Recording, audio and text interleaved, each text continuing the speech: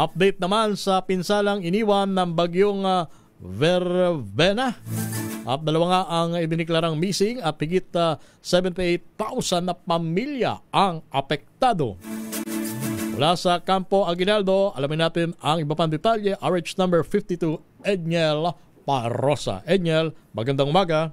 Romel, dalawa pa ang patuloy na hinahanap na otoridad kasunod ng pananalasa ng bagyong Verbena. Sa pinakahuling report ng National Disaster Risk Reduction and Management Council ay talang missing person sa Negros Island region. Bahagi sila ng 78,736 na pamilya. Katumbas na higit sa 275,000 na individual na naapektuhan ng tropical depression.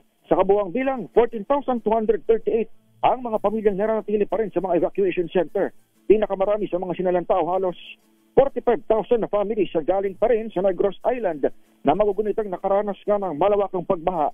Kaya dyan sa sentro nito sa Bacolod City. Bukod sa lugar, apektado rin ang ilang residente sa Mimaropa, Region 6, Region 7 at Caraga.